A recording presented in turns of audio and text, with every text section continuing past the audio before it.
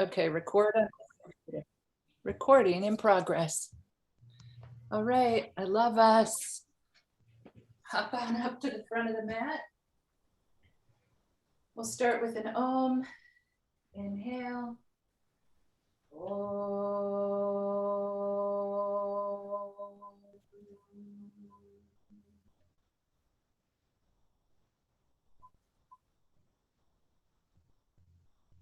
Yekam. Dwe. Trini. Chatwari. Pancha. Shat.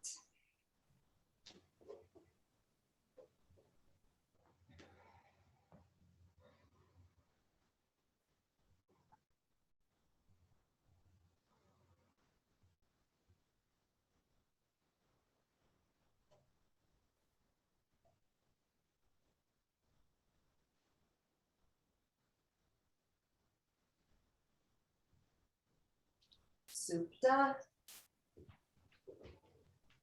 Ashta. Nawa. Desha. Yekam. Dwe. Trini. Chatwari. Pancha. Shat.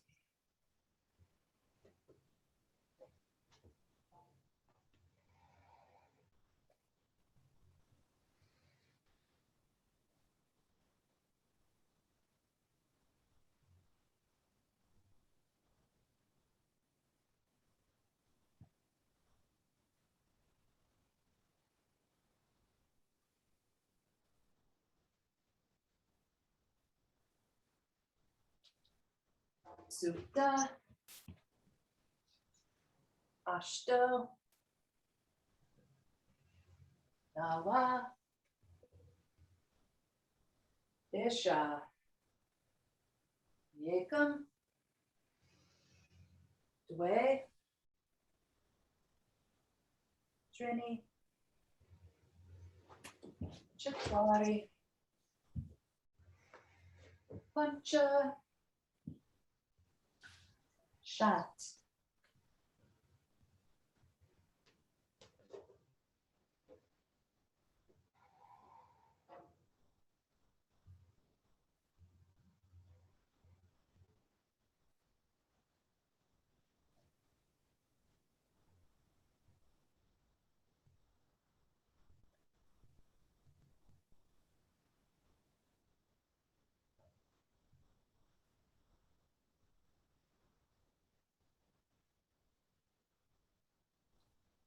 Supta.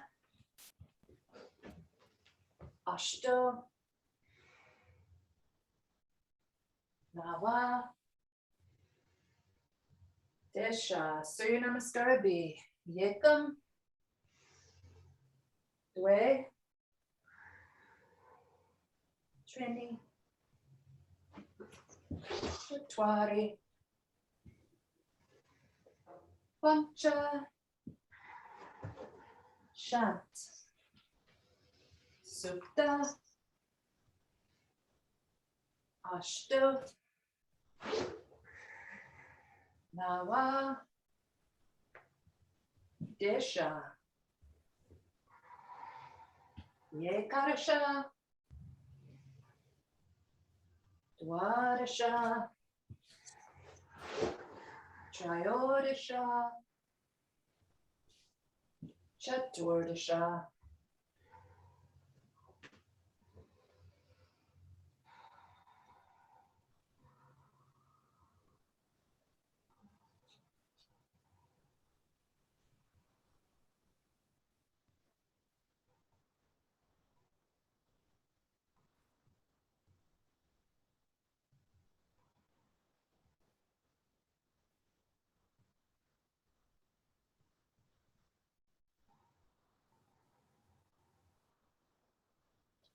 Panchadasha.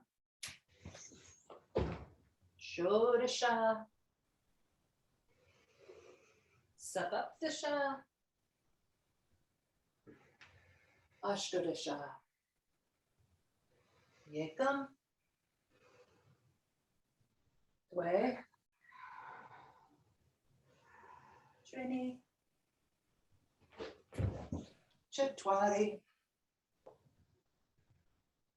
Pancha. Shat. Sukta. Ashtu. Nawa. Desha. Yekarasha. Dwadasha. Triodasha. Chaturdasha.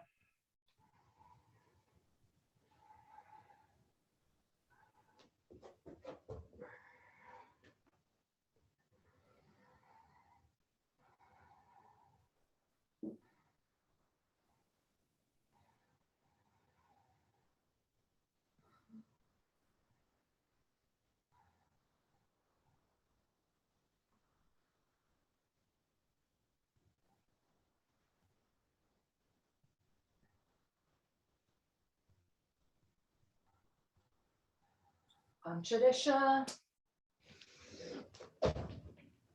Shodasha. Sapaptasha. Ashtadasha. Yekam. Way. Trini. Chatwai. Pancha. Shat. Sukta. Ashto. Nawa. Desha. Yekarasha. Dwadasha. Triodasha. Chaturdasha.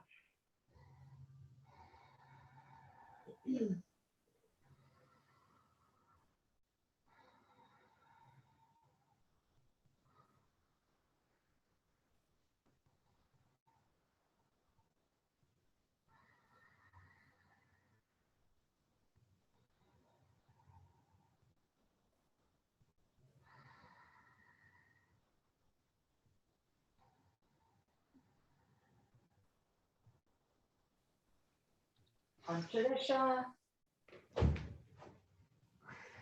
Shodasha. Sapaptasha. Ashtadasha. It's an inhale, open the feet, grab the toes, arms are straight. Exhale, elbows bend, Padangustasana. Strong Mula Bandha, strong quadriceps. The thumbs touch those two fingers that are under the big toes.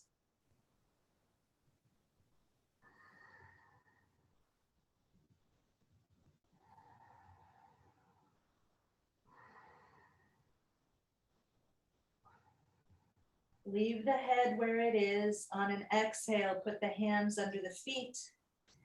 Inhale, lift the head, look at the floor, arms are straight. Exhale, elbows bend, Padahastasana, wide fingers.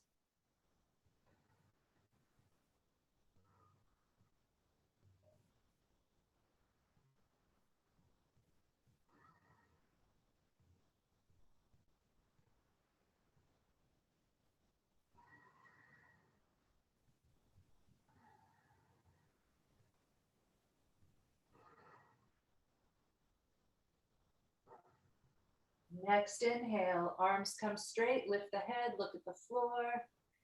Exhale, hands to hips. Inhale, come up. Samastati. It's an inhale to open for triangle. Exhale down. Utthita Trikonasana, strong legs.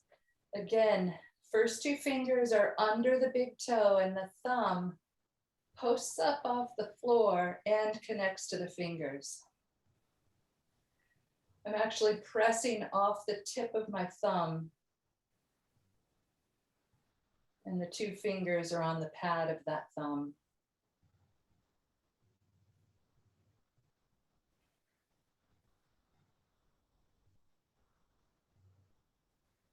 Use your own inhale. Inhale up. Exhale, lado dos.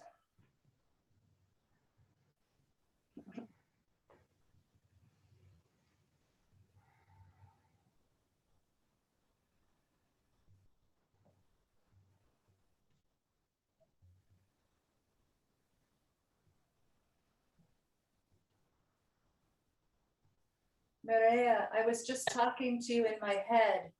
I was like, should I text her and say, come back, come back? Zero and inhale up and rotate. Exhale down, left hand toward the right foot. Parivrtta Trikonasana. Strong hands, strong bandhas, strong feet.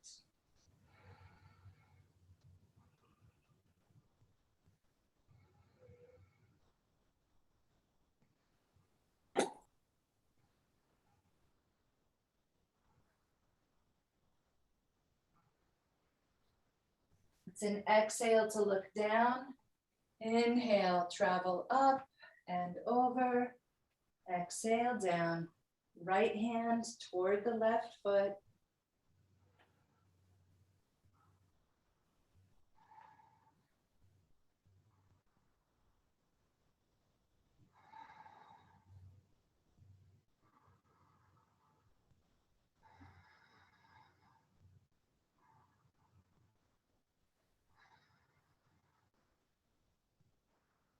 It's an exhale to look down. Inhale up and open. Exhale, Samastatihi. It's an inhale to open, extended side angle, Utthita Parsvottanasana.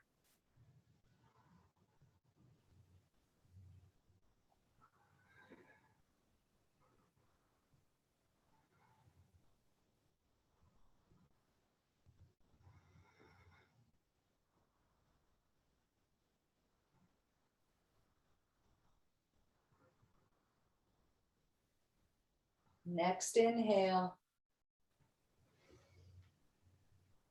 Exhale, lado dos.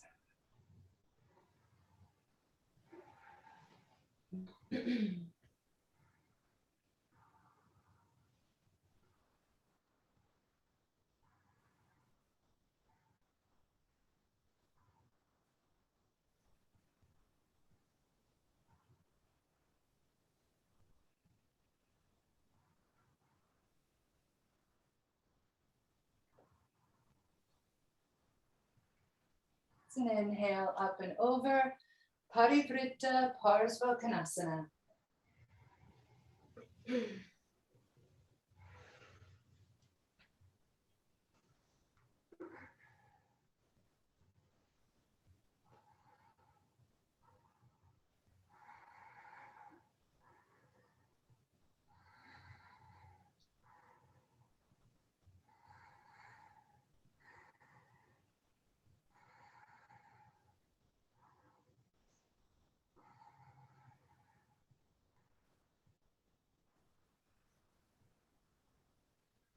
Inhale, travel up.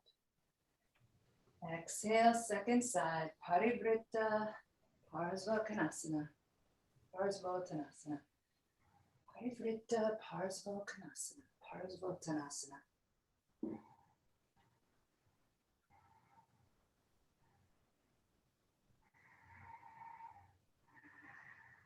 Isn't this Parsvottanasana?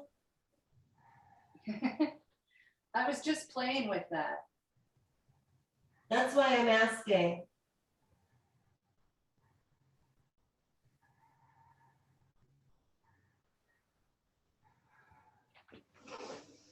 It's an inhale up. Exhale, samastatihi. It's a K, kona for angle. That's what I thought. Yeah. Hands are on the hips. Inhale, open. Exhale, down. Inhale, arms straight. Exhale, elbows bend. Prasarita Padottanasana A. Sometimes the tona and the kona get confused inside of my mouth. Me And then too. when Me my too. mouth is confused, it confuses my brain. And then when my brain is confused, I'm like, I don't know anything. And then I'm like, that's okay, it's yoga.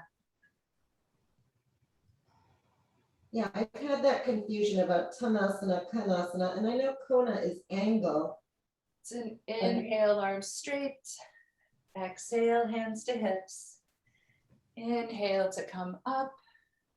Exhale, look forward. Inhale, arms open.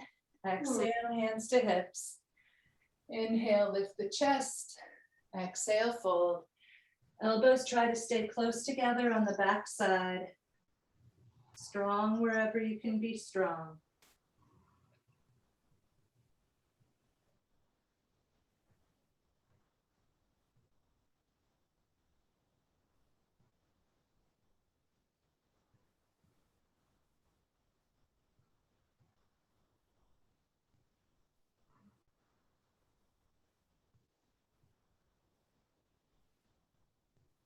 Next inhale, come up. Lift the chest. Exhale, look forward. Inhale, arms open. Exhale, hands interlace. Inhale, lift the chest. Exhale, fold. Prasarita Padottanasana C.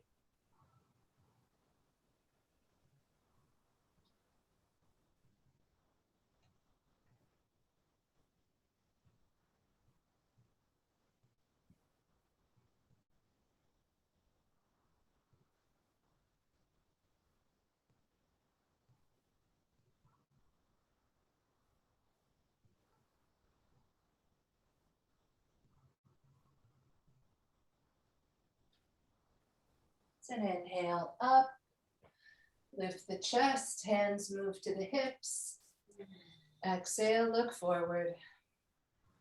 Inhale, hands stay. Exhale, take the toes. Inhale, arms straight, look at the floor. Exhale, elbows bend. Prasarita Padottanasana D.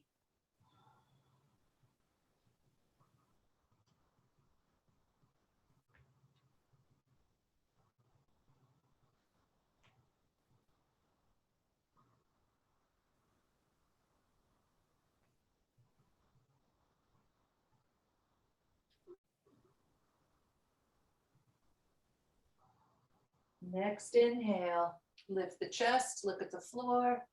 Exhale, hands to hips. Inhale, come up. Exhale, samastati. Hands up the back in prayer, Parsvottanasana. Inhale, open. Exhale, head toward the right shin.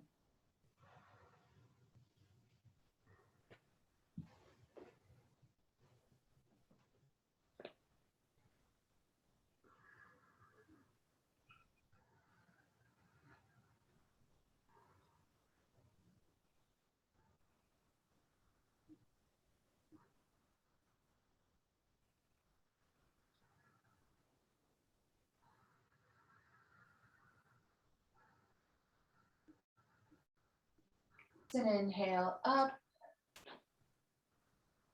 Exhale, side two.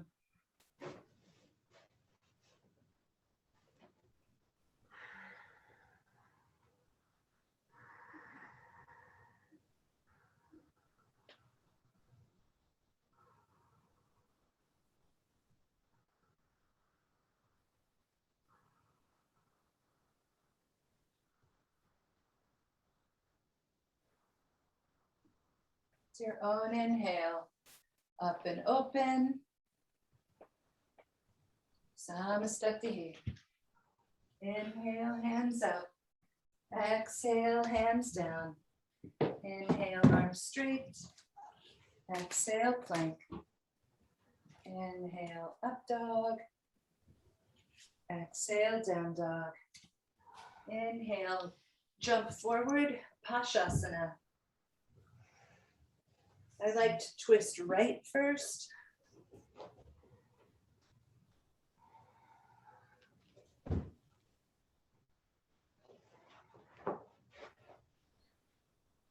Beautiful.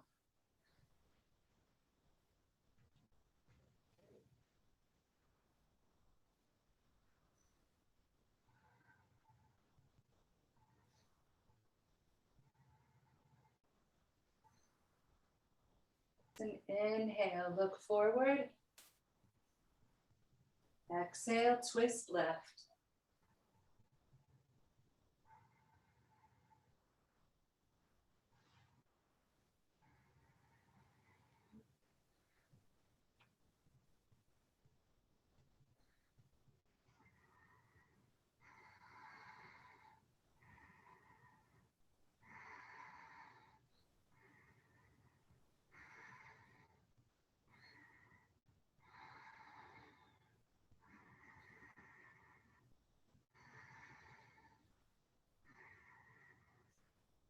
So inhale, look forward.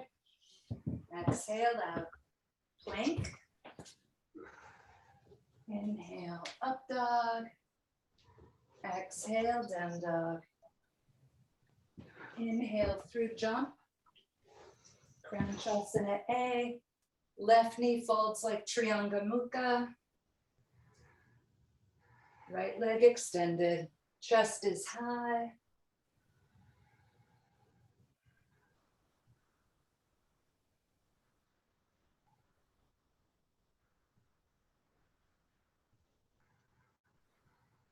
I love how much we touch our feet in Ashtanga. Me too. It's an exhale for B.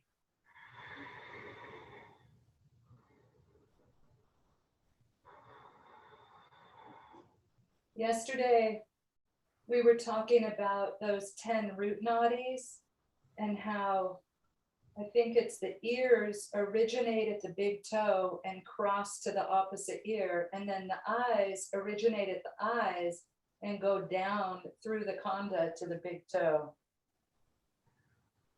And how much we're looping that big toe. Yeah. Inhale, arch. Exhale, release. Vinyasa. No other point during the day, am I, during the week, ever, when I'm touching my toes. Oh my gosh. That's because you're probably behaving yourself. Pranchasana A, chest is lifted.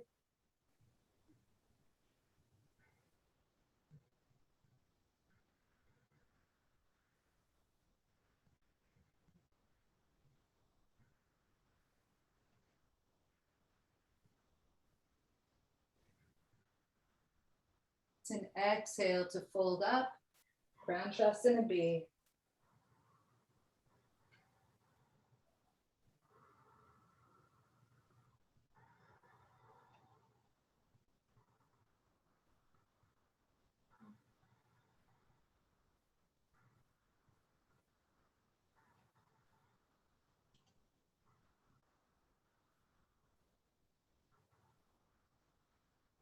On an inhale, lift the chest and arch. Exhale out. Plank. Up dog. Down dog. Lie down onto the belly. Shalabhasana A. Palms face up. All of the tips of the fingers press into the floor. The back of the hand is on the floor. Head is high, feet are high. Drishti is to the nose or to the floor.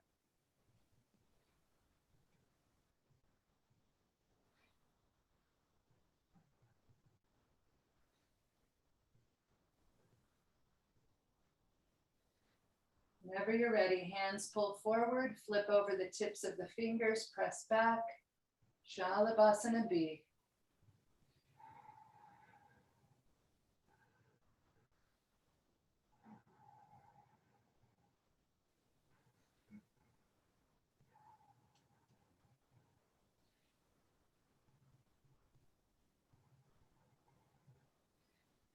It's an inhale, up dog. Exhale, down dog. Lie down onto the belly again. Bakasana. Heels toward the floor. Head is high.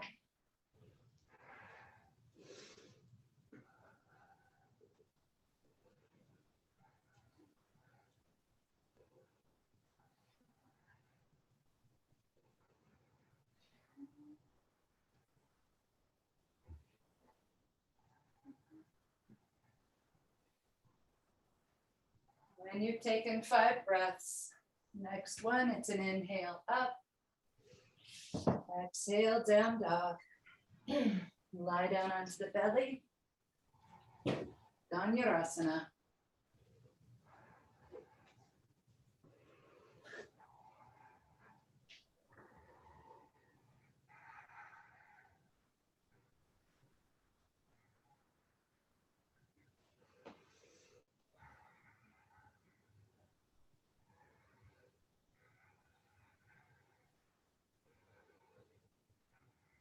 It's an inhale, up dog.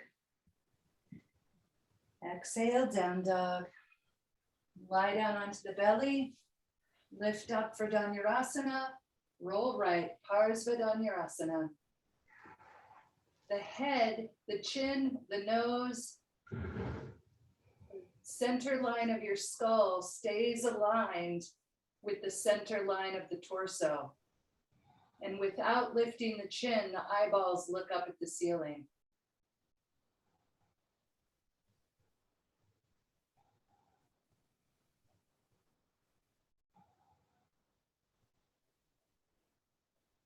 It's an inhale up.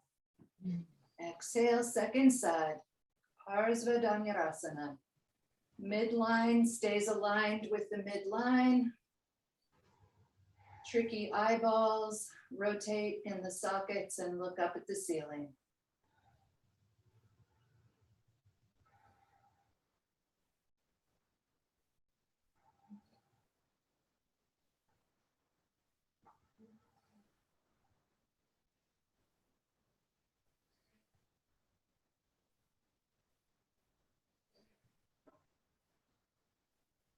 Up for 5 more.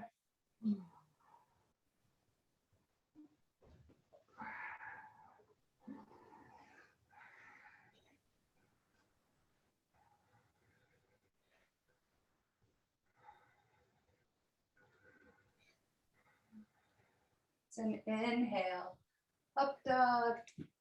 Exhale, down dog. Come over onto the knees. Ustrasana.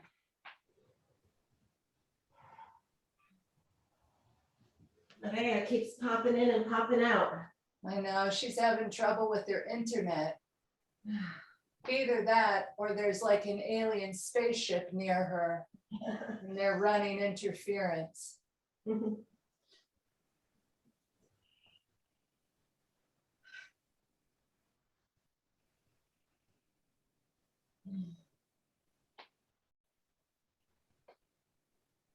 5 breaths, vinyasa.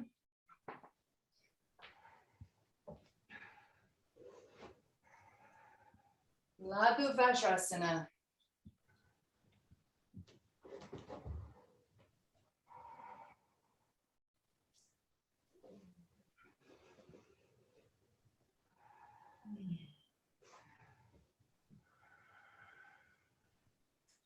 Maria, I think that there are aliens near you and they're interfering with your internet connection.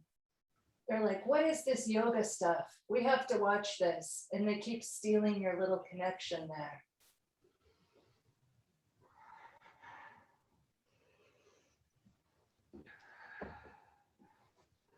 Five breaths in, Laghu Vajrasana, Vinyasa, Kapotasana, E and A.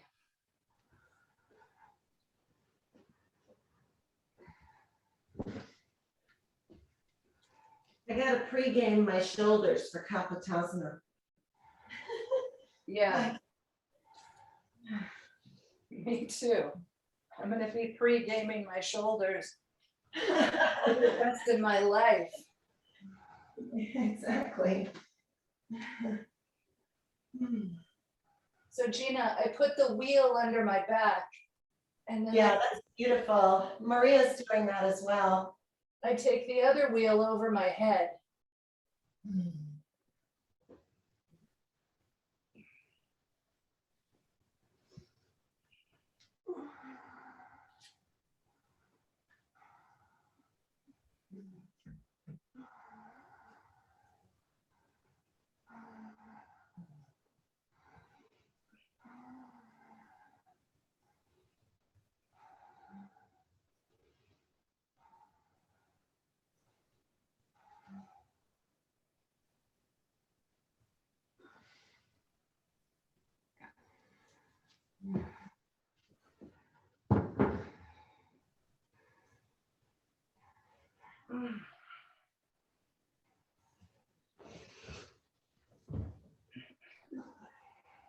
Nice, Laura. Nice, Maria. And D, and D, and D, and D. Supta Vajrasana.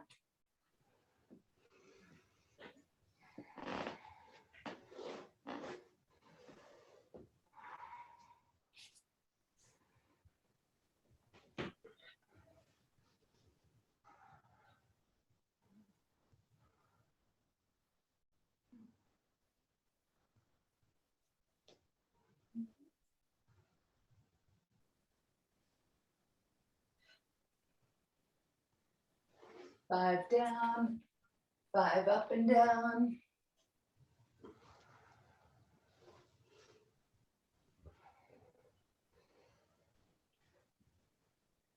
Five more down.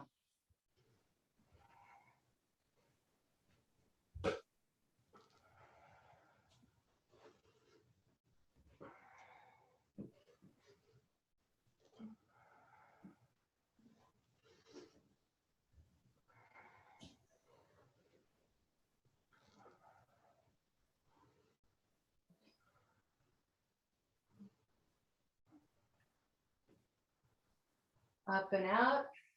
Vinyasa to crane. Bakasana.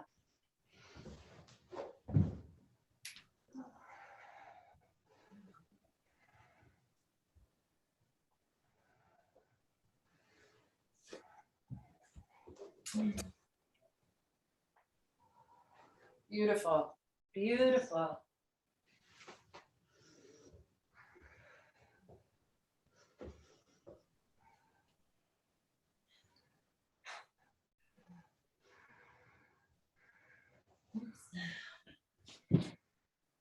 It's an exhale to plank.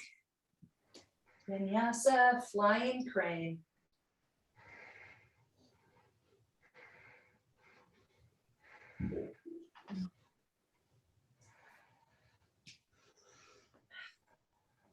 I didn't know this was called flying crane. Well, you fly in. It's really just called crane number 2. Tom Cruise used to call it flying crane.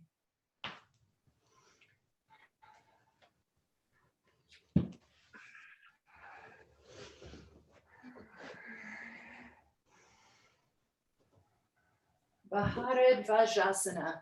Through jump. Left knee folds like Trianga. Right foot half lotus.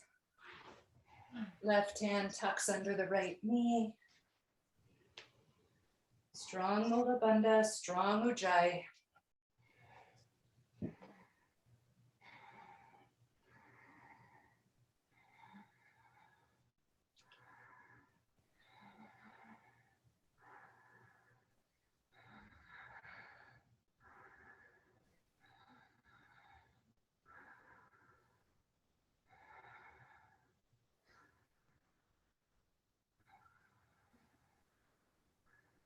It's an inhale, look forward.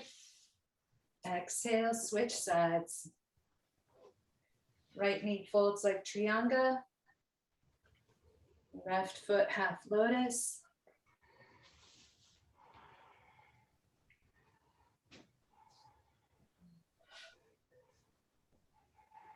I watched, so you guys know that I like stand-up comedy. I watched the Dave Chappelle special, and I hadn't watched it just because I hadn't been on, Netflix that much.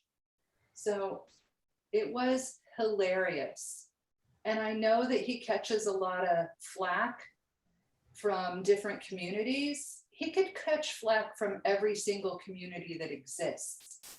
There's a piece in there that is so hilarious. Like, it's worth watching the whole thing just so you can figure out which piece he's talking about me. And you would know that bit. Sticks and Stones or the closer? Which one? I just watched both of those. The one that he just did? The closer, I think it's called. Yeah. Yeah. Oh my Yeah. gosh. I agree. That was so funny. And it was so heartfelt. Like, I always appreciate it that comics usually work in, some personal, like, poignancy as well as crazy stuff. We are on Ardha Matsyendrasana. Anyway, when he was talking, you guys, you really should watch it. I really shouldn't tell you. But when he was talking about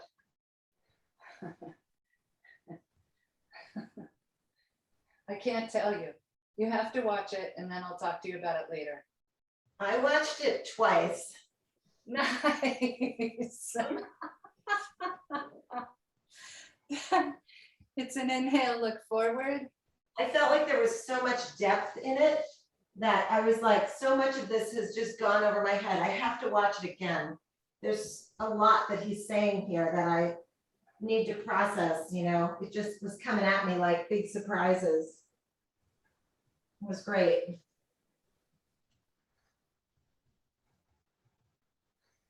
So he lives somewhere in Utah, I think. And Ohio. He lives in Ohio. in Ohio? Okay. He lives somewhere in Ohio. And He lives in a state with 4 letters. What? They both have 4 letters. Yeah. Ohio. And they start with a vowel. Yeah, that's why you got confused. Yeah. Or I just go ahead and insert any word into a sentence when I don't know the word that goes there, which can be confusing. Ekapada Shirsasana. So he lives in this town in Ohio. And when people ask him why he lives there, I'm just going to tell you this one bit, and I'm sorry. And it's funnier if he tells you, but people are like, why do you live there? And he said, I just have a certain aesthetic. I really like white women with saggy boobs and dirty feet. I was dying. I'm like, oh my gosh, Dave, you'd love me. Really, I was like, Dave, you already love me. That's so great. I love you too. Ekapada Shirsasana A, Ekapada Shirsasana B.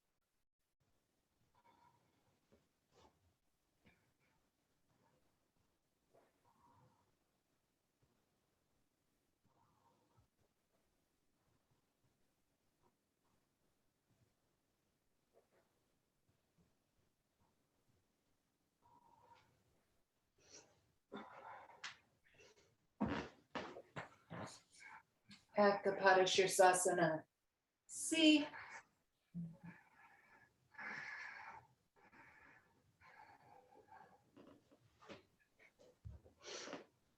Very nice. Ekapada Shirsasana Lado Dos. Left leg behind the head, or to the head, or near the head, or just thinking about the head.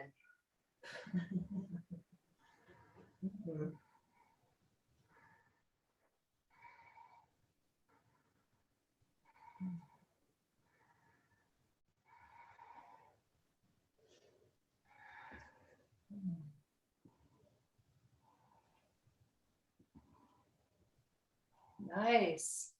Maura, I like that variation.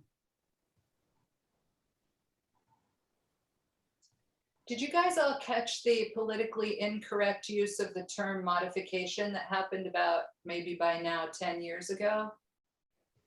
A little thing went around the yoga community saying you should not call things modifications because it's kind of putting it down. Like if you modify something, that's a step down.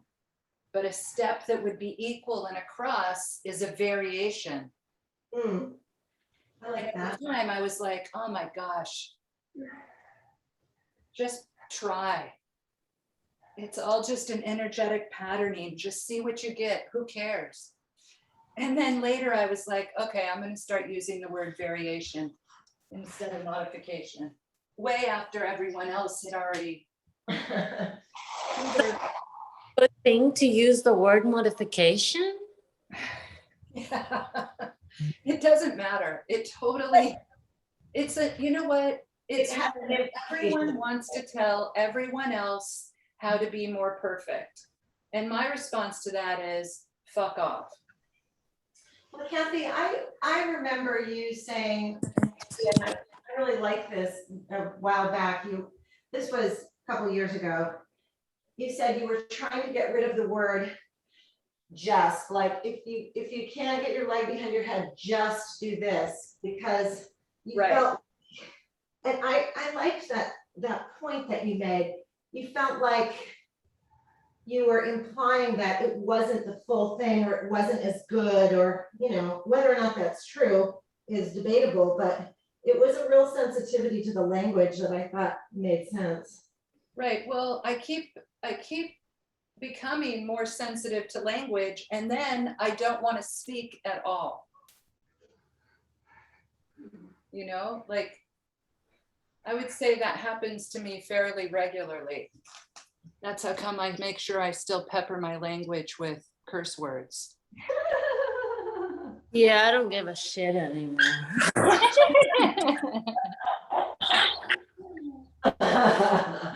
That was so great.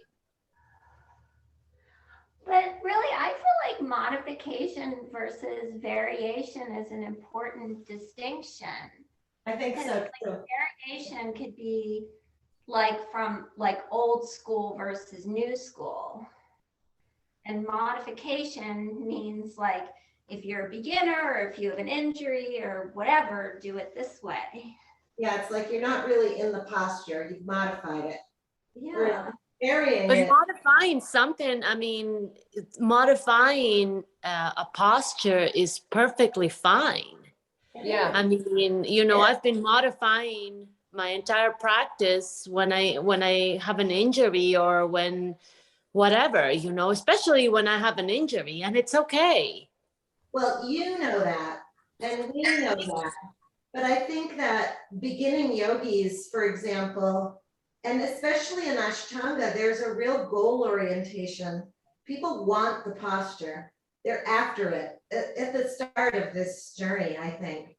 And maybe I'm just speaking for myself, but there is something about the word modification that for a lot of people means this isn't the full thing.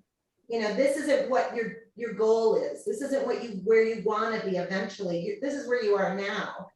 Whereas variation, I think, says this posture has. Andy, pull your hair up. Pull your hair up above your ankle. It's surprising, but it helps. Yeah. Anyway. I'm listening to you, Gina. Sometimes I say when I have a new person in an Ashtanga primary class and they're struggling with, you know, any given posture because they're so challenging, I will say, if there's 6 people in the room, then I will say, if we're lucky, we'll see 6 variations of this posture. So, you know, there's 6 different bodies in here, and we're really lucky tonight. We'll see 6 different ways that people take this expression. And Andy, that was wicked. Sorry. Gina, I think that one of the things about you teaching is that your language is very clear and it's very inclusive and it's very it's just inclusive. It isn't even forgiving. It's just like, you know, like you were saying. Well, that's because I have a good teacher.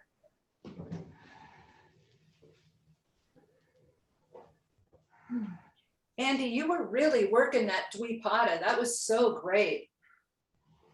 It was lovely. Okay, we're on to Titipa Asana. A, B, C, D, E. Ta-da!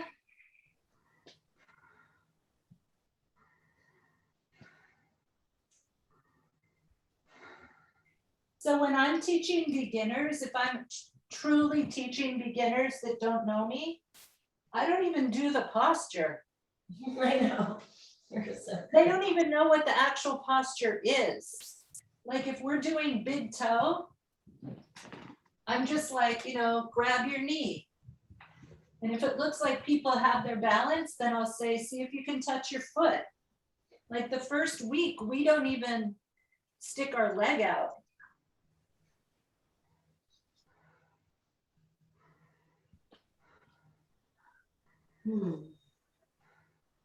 Or I'll So say, each posture is a journey, right? And I feel that it's a journey that it can have, like, you can go back and forth from the journey, you know, depending on where you are in life. And that's the way, that's what I at least try to like transmit to others, you know, that are not yeah, aware of how the journeys are. Like some days I can do something, some days I can't, and it's okay. Yeah. In fact, it's really a mistake to think that once you have a posture, you'll always have it. But there's something that is sort of comical as you get practicing for years. you're totally right, Maria. And I also feel like we're really lucky that in our community, and even I would go so far as to say in Northern Vermont, that is the general idea that all the yoga teachers hold. We don't have a yoga teacher that I know of, oh, maybe we have one, that's like, this is the posture, do it. Just do it. And if it's painful, it doesn't matter, do it. I only know, like, I'm going to say zero. I know zero yoga teachers that believe that anymore.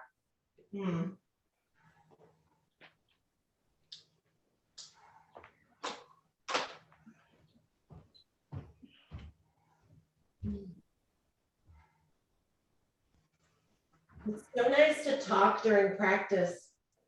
Pinchamayurasana. Yeah. I feel like visiting with everyone is at least equal to the whole entire asana pranayama practice. Nice. Nice. You guys have such good lotus legs.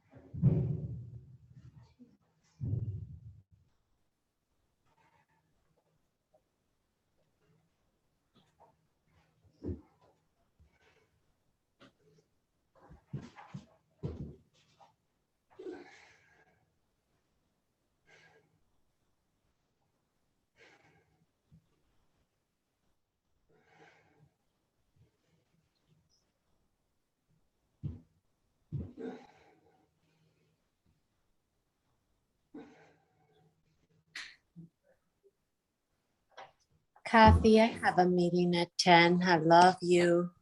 Oh. Love Good you. seeing I had you to all. I had to go blow my nose.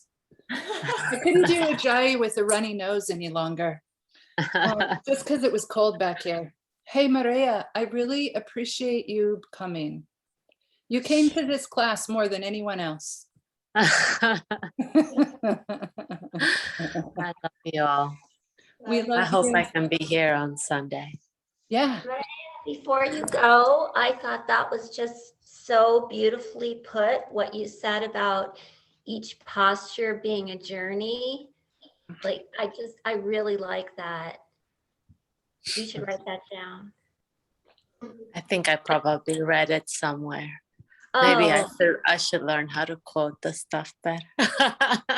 oh no, it was great. And plus everything you said after it about how, you know, someday just because you got it once doesn't mean like you have it forever. And some days you can't do that posture and to its fullest extent, and that's fine. I just thought that I really liked what you said. Thank you, more. I love you. Take Maria. good care. I love you all. Bye. I'll text you later. Bye, honey. Kathy, it kind of reminded me, you used to talk about getting your arm tattooed with all the postures you have. And Nice, then, Andy. and then getting them X'd off. Are you okay? I know. And then getting, you know, and then, oh, I see. You were tied together. I What see. Doing Mayurasana? Yeah, she did Mayurasana with a belt between her arms, but I didn't see it go on, so. Yeah. Oh, I bet you put it on. Yeah, that falling is just kind of how I exit my Mayurasana. Yeah, I get it. Par for the course.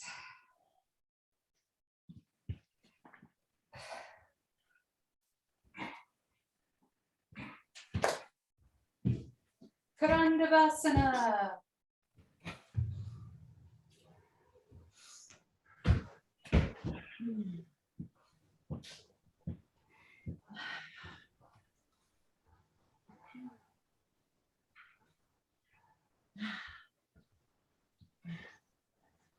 Wait, Karandavasana, wasn't that Nakrasana? Yeah. Yeah, that was Nakrasana. Karandavasana is the lotus thing in And they- form, and yeah, Nakrasana.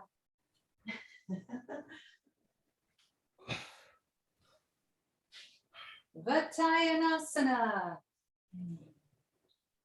It's an inhale to put that right foot in half lotus. Exhale, plank. Inhale, up dog. Exhale, down dog. When I go from up dog to down dog with my foot in half lotus, my lotus foot slips down my leg. Yeah, That's normal. that's totally normal. That's what happens to me every time.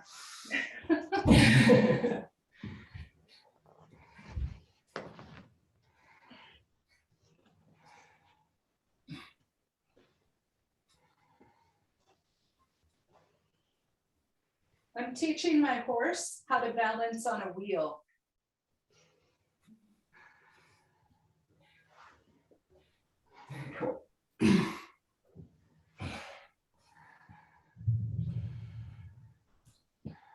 You're using a wheel right now? Look at me right now.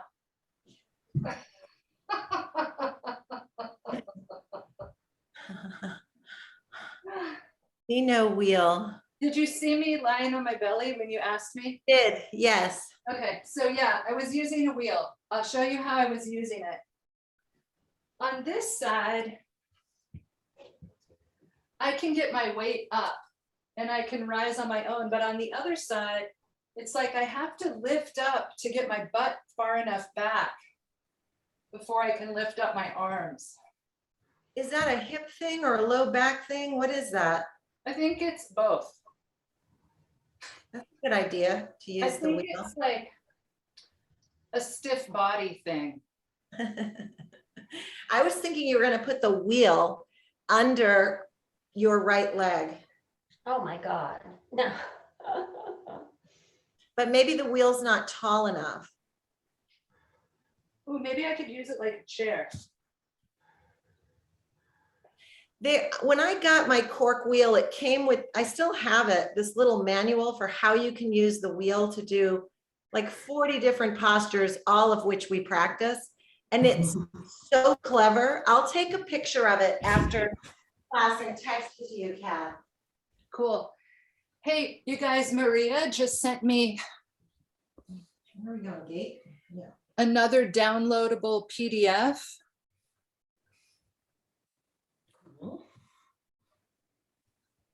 And it's the Marma Shastra, which of course is absolutely the next book that I want to dig into. I didn't even think of it. I've heard of it, but I certainly never thought about it in a few years. So anyway, she says, look at page 75. Maria, when I saw you texting, I was like, I know she's texting me. And here's the picture. I know you can't quite see, Gina, but I'll make sure that we all get this. Page 75, here's the picture, and it has some chakras, and then it has swirling energy coming up the legs and the arms. Nice. I know. I sent that because Gina said she loved how much we touch our feet. And look at how many energy is in the hands and feet. Yes, thank you.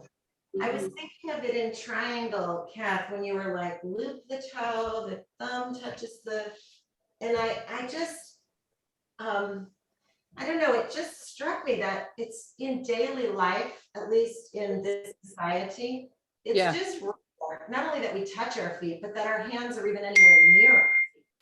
Like that just isn't really a thing, you know? And yet the feet are so sensitive. And I mean, if you want to befriend somebody, you rub their feet, they will never forget it. That's probably an exaggeration, both of those statements, but No, nonetheless. I think that's My friend. I think that's true. Yeah. I think that's totally true. Hey, Maura, it looks like the last thing that I sent you didn't come to you. Oh, this didn't either. I don't seem to be able to text you downloads. I mean, not downloads, PDFs. Oh, Oh, well. yeah, when you sent me the book, the Himalayan Masters, you emailed it to me. Yeah, and Andy, the same thing is happening. I just tried to send this to you and it didn't work out. Are you on- Possibly your iPhone, right? Android. Yeah. Yeah, that's why. Oh, that's probably what it is, because I have an Android also. Kathy, don't miss Gate. It's one of your faves. I know it. And Gina, when you text Kathy the thing with the wheel, can Yeah. you send that to me as well, pretty Yes, please? absolutely. Yeah. Thank you. Yeah, I was like, this is not why I bought this wheel, but this is so clever. Like it made the wheel feel like a more amazing investment. I'm gonna skip how. When the yoga wheel first came out as a prop, I was like, okay, it's super helpful for back bend. Yeah, that's right. There were like 2-hour, 3-hour workshops on everything you could do on a wheel. Wow. And I was like, this is just too much. Like, Yeah, came through. That's nice. Oh. here, I'm going to show you one of the things. And while I used to make fun of everything, now I actually think, oh, this could actually be really good for some people's wrists. On the wheel? I don't even know if I can get up there. I guess. Does that hurt your hands? Not yet.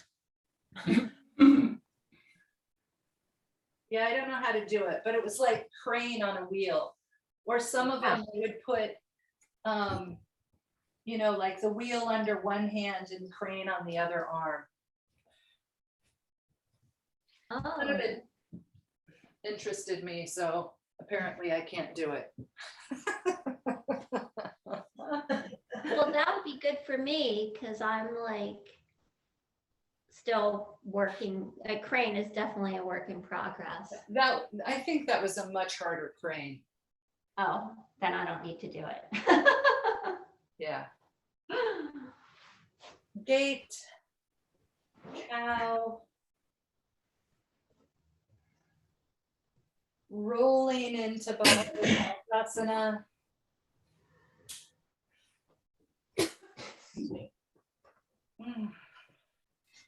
I do really love it when we can all chat.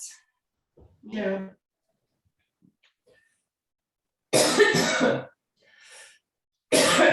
Yes, yeah.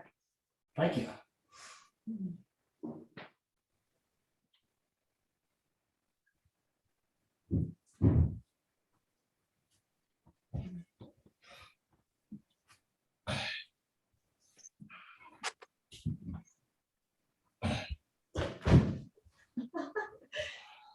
I wish you guys had seen that. I heard it.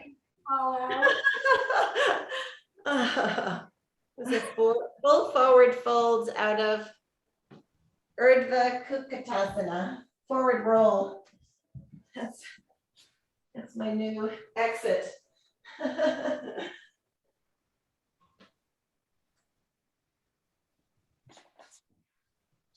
I'm gonna skip cow and I'm gonna skip the twist and I'm gonna go into my headstands. Am I the only one who loves cow? I like it, but I feel like it's a lot to ask my knee the last week or so. So I've just been like, same with Jana Shashasana B. I'm just like, I'm not really getting the benefit given the, The unbenefit. yeah, there's not really the payoff there for me. Yeah. Like Maria was saying this week. Yeah. The benefit versus the anti-benefit.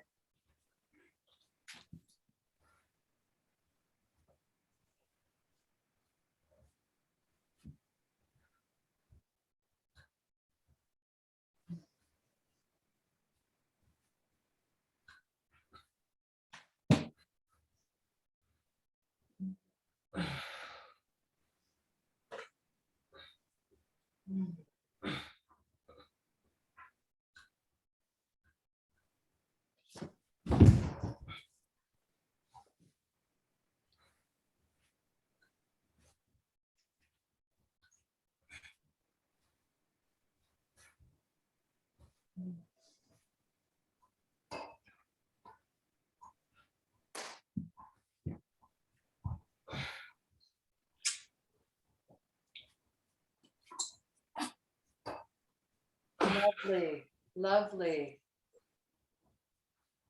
Lovely. Kathy. I'm looking. Who did you think I was saying lovely to? If you stay there for a couple more seconds, I can get into my phone and take a picture. Gotcha. I'm not sure how to get down. That was the perfect way to get down. Your arms were so straight. It's so much easier to straighten your arms in that, for me, in that posture than it is handstand. Like there's something about the physics of having your body in a plane. Yeah. Instead of straight up.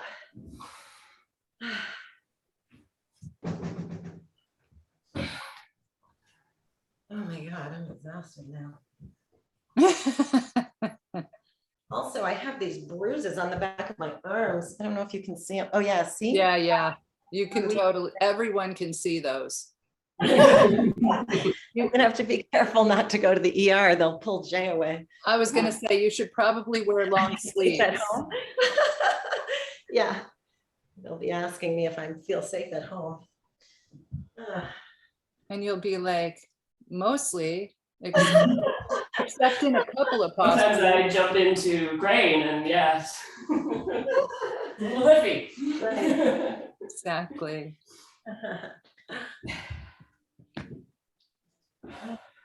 I like that, Maura.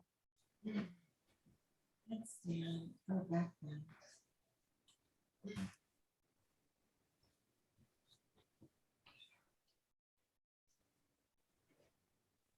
Andy, are you teaching right now yoga? No. Generally, no. Is that because of COVID? I had taken a pretty long pause from teaching after I had a studio in downtown Portland in 2010, 2011. Okay. And that shut down and I took a break from teaching. I was much needed. And then I had a baby. And, so I've been mostly not teaching, just occasionally. Yeah.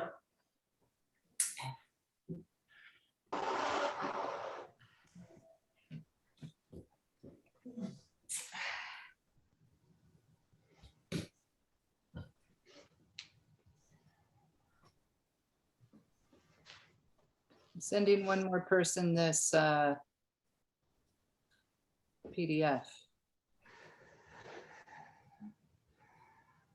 I mean, many more people, but right now one.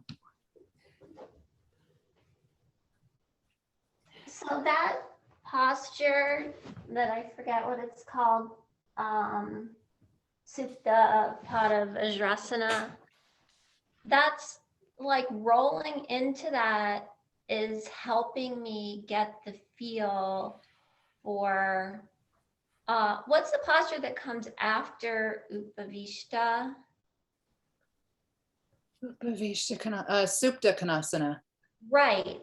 So I've been like, I can't quite get the feel for like landing on my calves instead of landing on my heels. Right. In that posture, since I'm hanging on to my toe and rolling up from a different position, I'm landing on my calves. So, or my one calf. So I'm hoping that eventually that will transfer to the other posture from primary.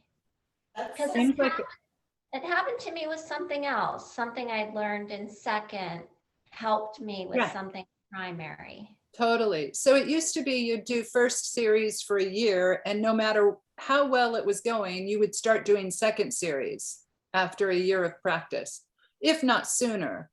But if it didn't look like it was going well from the outside eyes, you would go ahead and start working on second. And usually second does help first. Oh, totally. Second changed first for me. First of all, first no longer felt difficult after trying the second, you know? First felt like, why was I complaining? This is not a problem. But the back bends, the deep back bends in second really changed that posture for me in first. I like how many things I'm like, oh, this is just like first. Like when we're doing Kranchasana, I'm like, this is a combination of Trianga and Urdhva Mukha, well, both Ubaya Padangusthasana and Urdhva Mukha Paschimottanasana. Yeah, yeah. You know, A and B. It's like half my body is doing that posture and then half my body is doing the other one. Yeah. There's a lot of connection there.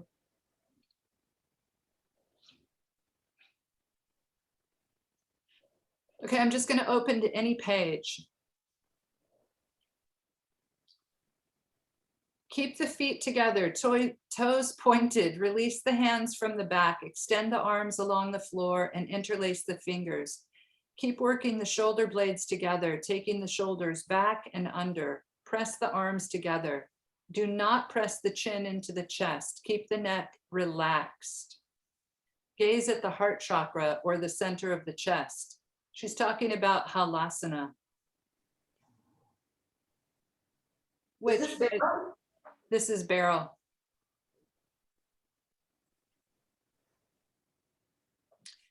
This is interesting.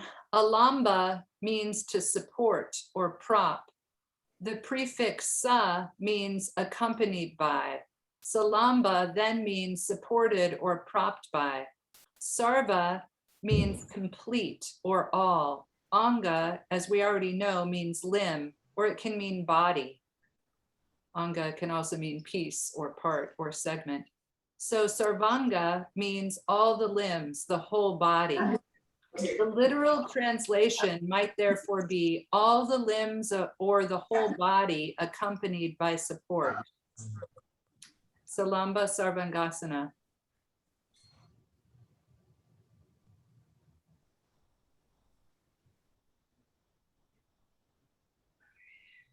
Okay, this is from Beryl. Back in 1986, I suffered what is called referred shoulder and arm pain, meaning that the cause of the pain was somewhere else. In my case, it resulted from a reverse cervical curve, the spinal curve at the back of the neck. A misaligned vertebra was pressing against a nerve running to the shoulder and arm. The misalignment originally resulted from an old accident in college in which I was thrown off a horse and landed on my head. It was then aggravated 25 years later by a bang on the head in a very minor auto accident in which I was a passenger and I did not wear a seatbelt. The chiropractor I was seeing told me not to do this posture, shoulder stand, or plow posture. Indeed, anytime I did do it for demonstration purposes, it seemed to provoke the pain. However, once I began doing it daily, as part of the entire Ashtanga primary series with all of the poses and counter poses, it was extremely therapeutic for my neck. After 3 weeks of practice, the pain was gone. After 3 months of practice, the reverse cervical curve had begun to reverse itself. So whether this is helpful or injurious can depend on how you approach it. If you have any specific questions about your own situation, it is always best to consult your orthopedic physician, preferably one who is also a yoga therapist and practices yoga.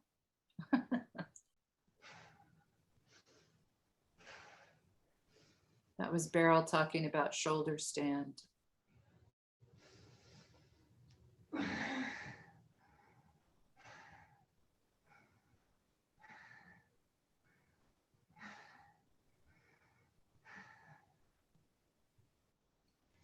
Here she's talking about headstand. Shirsa means head. In ancient Hatha yoga texts, headstand is called the king of asanas. It is an extremely important posture as it brings vitality and clarity to the brain and the mind. It is a very strong healing and regulatory posture in that it conveys an abundant blood supply to the pituitary and pineal glands in the brain. Studies have actually shown that regular practice of headstand can increase the hemoglobin content of the blood. Ooh, that sounds good.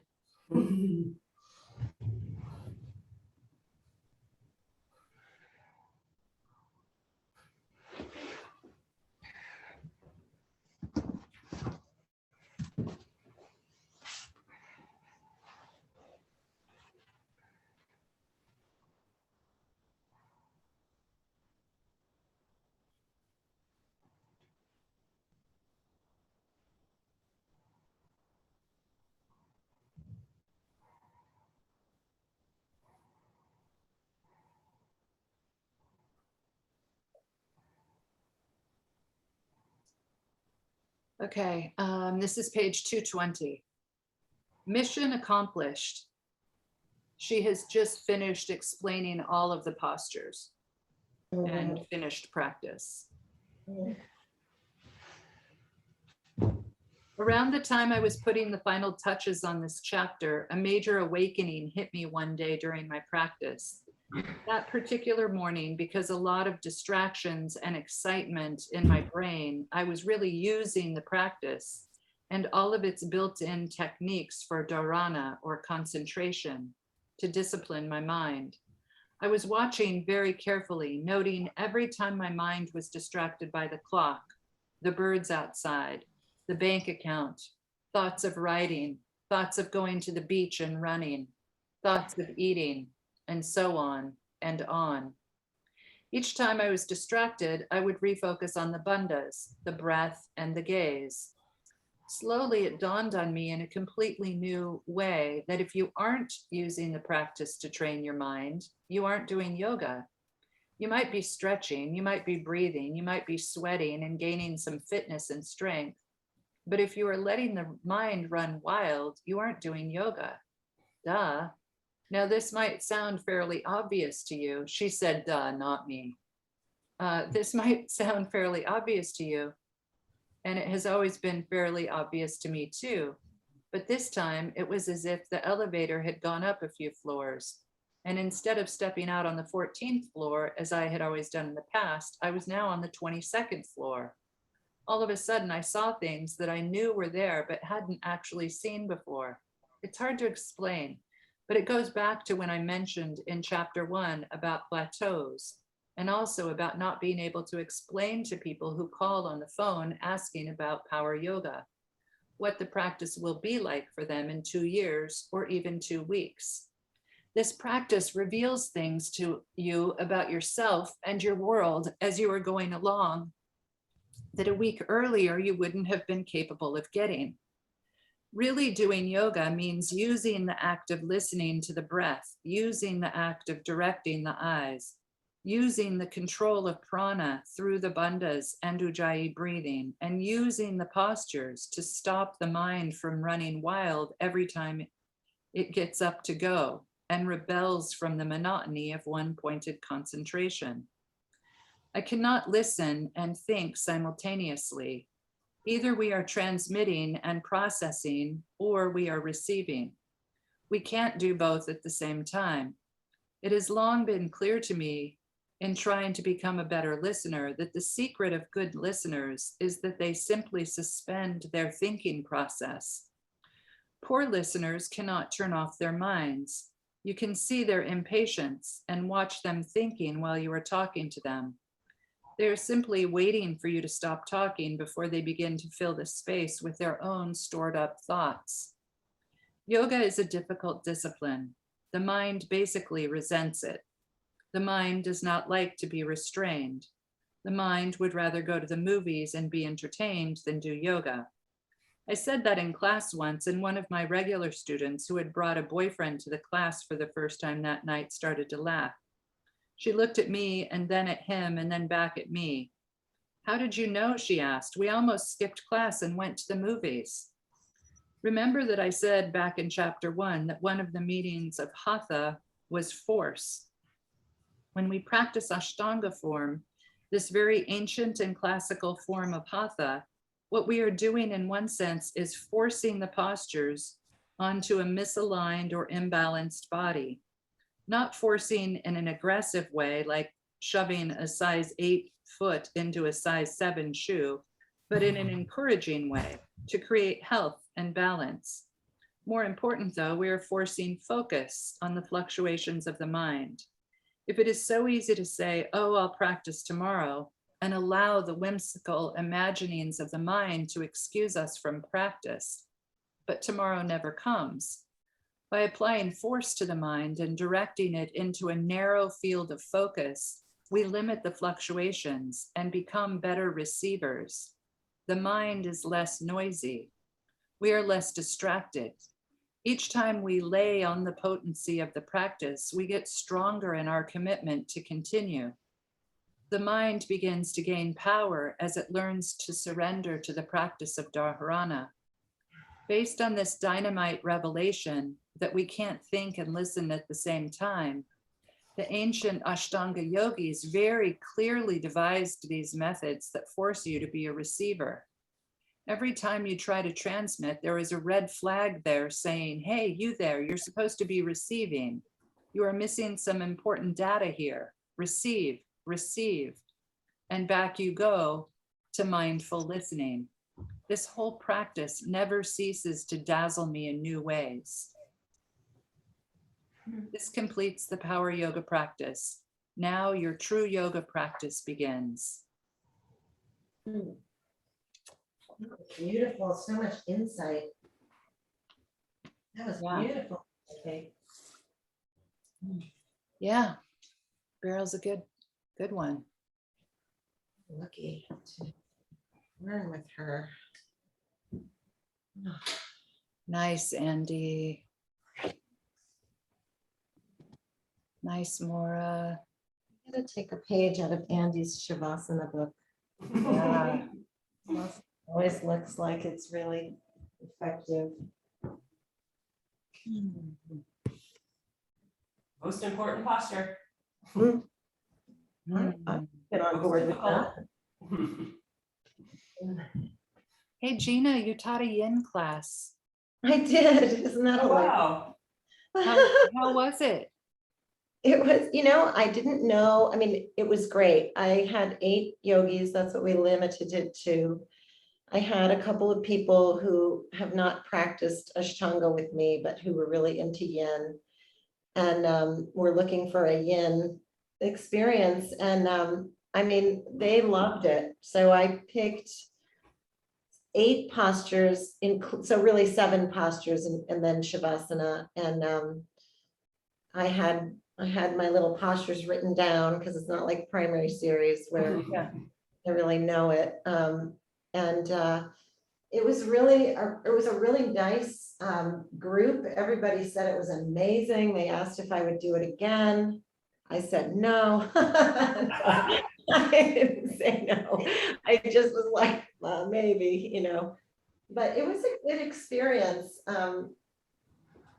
to teach a different style. Did you enjoy it? I did, yeah, I did. I mean, one of the things that's nice about yin is, at least for me in this very first class, is I didn't do any assisting, I did run around a little bit and help people with props if they weren't quite sure where to put a prop, or sometimes I would slide a prop under their knee if I saw their knee was flying high or something like that. So there's an attentiveness to it, but I also think part of it is we had just turned the clocks back and the class was at 5. So it was dark, or getting dark, when we got in there. And it's just a beautiful practice this time of year, I think. But, the thing is, I got to pick and choose what I'm going to do in my week. And right now I'm leading primary once, and that's plenty because of my other life as a worker. And I also am a little bit selfish and protective of my own practice. So Well, you have to be. that day I practiced Ashtanga in the morning with Yoga Vermont. And then, I led yin and I practiced with them during yin. But for me, I realized with yin, I don't need personally a full hour or 75 minutes or 35 minutes even. What I need there is one posture in yin that I love. And that's all I need, 5 minutes on each side. If I need that posture, I just take the posture. I multitask, I take the posture, set a timer, check my email. And, it's super effective and helpful, but Which posture is it? square posture, the one you stack your. Say no more. I totally know what you're talking about. Oh my God, we did that yesterday. That was like so amazing. It felt so good on my hips. Yeah, That's my fire love, right? That's my the same. lower left back, because I herniated a disc about maybe 15 years ago now. It just is so grateful when I take that posture still. It loves it. And it's really it's just the one area at this point in my life that I still need to target. But I didn't include that when I led yin, because I thought that's probably not going to be accessible to a lot of people, and they're going to be jamming blocks under their knees. And so I left that one out. But that's the only one for me that I really need. Yeah, that one. And then I lean forward over my hips, and it's so flippin' glorious. Yeah, but your knees are down. My knees are definitely They are, down. yes, yeah. So in the morning, this is about as far as I can come, but then by the end of 5 minutes, I can come all the way down, and my back is like, it's like a little choir of angels is singing to it. Yeah. Oh, that's so great. Farrell That's, used to that's- tell me that I should eat dinner in this position. I mean, there's a lot to be said for this position in my body, in my opinion, but Yeah. I know for some people, it doesn't, and a lot of like people love, I was really ready to give them all kinds of variations for pigeon or swan. I included that and all 8 of them were totally eating up the pigeon. Like I hate pigeon posture, but I know most people like it. So I included it and they were like, Yeah, yes, so yeah, really Um, happy. yeah, they were very happy Yeah. about that one. But thanks for asking. It was a good experience. I mean, it's not something I could see myself leading regularly. Maybe at another phase of my life, maybe as my Ashtanga practice becomes, as we were talking earlier, as I start giving away postures, as David Swenson would say, maybe then, because I got into yin when I was injured from my knee. Yeah, And I was so grateful for it. It was so available and it made me feel like I was keeping myself supple, even though I couldn't, jump around like a spider monkey. so maybe in like 30 years, you'll teach yin. And I'm 87. Yeah, No, maybe yeah, not even 87. then, maybe like 40 years when you're 97. Maybe. I'll teach Yeah. Who was that lady she was like 100. What was her Oh, name? Dow. you. Yeah. so- Portia? Yeah. Her name Portia? Dow Portia? Yes. Yeah, yeah, maybe. We'll see. I don't know. Class, everybody. Yeah. Thank you so much. Thanks for being practice. unmuted. Yeah. Excuse me. Thanks for being unmuted. Oh. It's so I always worry that we're gonna have background noise, but you never really do. well, I'm They more were worried that I'm- building houses right outside my window for a long time, but they're just Oh, wow. pretty much done. Yeah, And I it's always okay. think it's burping. Second series is all about burping. Yeah, there's also that. I have this noisy Yeah. body and I'm used to, practicing here and just letting fly. And I'm Letting always go. like, Yeah. Yeah. Funny. Mhm. All right. Yeah, I but love us. Thank you. Love you too. Thank you. Have a Namaste. nice lunch. And Maria, Have a- thank you for that PDF. See you on Sunday. I'll send you the wheel thing and Maura, I'll send it to you too. And Kath, have a good lunch with Sabian. You too. I love you. Bye. Bye.